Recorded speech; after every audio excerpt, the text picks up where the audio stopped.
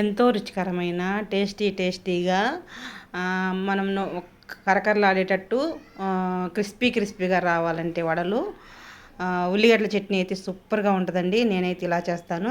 ముందుగా మనమైతే మినపప్పు ఒక 5 గంటల సేపు అయితే నానబెట్టి పెట్టుకోవాలా. కడుక్కొని నానబెట్టుకున్న తర్వాత నీళ్లు ఒక్క చుక్క వేయకుండా చూస్తున్నారు కదండి.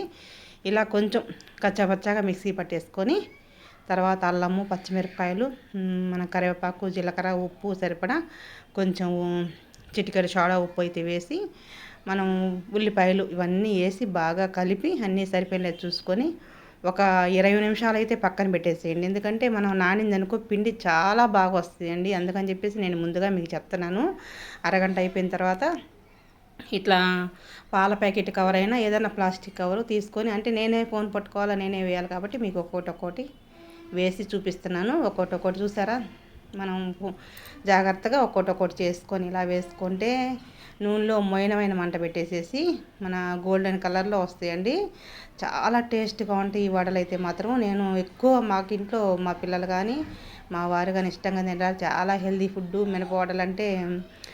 నేనంటే తెనాలి మినపప్పుతో చేస్తానండి. మన పొట్టుపప్పుతో మాకేంటంటే కొంచెం కడిగి వేస్ట్ పడేయడానికి ప్లేస్ కుదరదు కదా, అందుకని చెప్పేసి నేనైతే గుండు మినపప్పు, తెనాలి మినపప్పుతో చేస్తాను. అస్సలు వడలు అయితే మాత్రం చాలా టేస్టీగా వస్తాయండి.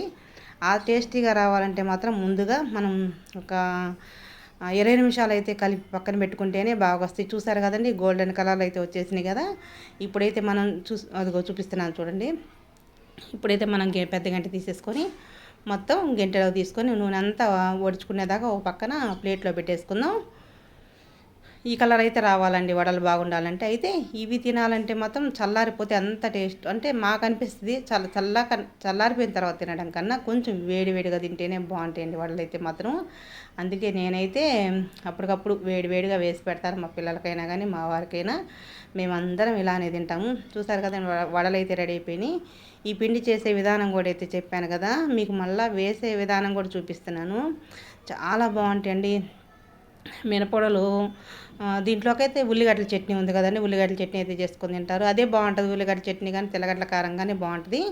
మేమైతే ఇలా చేసుకుని తింటామండి. మరి మీరు ఎలా చేసుకొని తింటారో కామెంట్ చేయండి.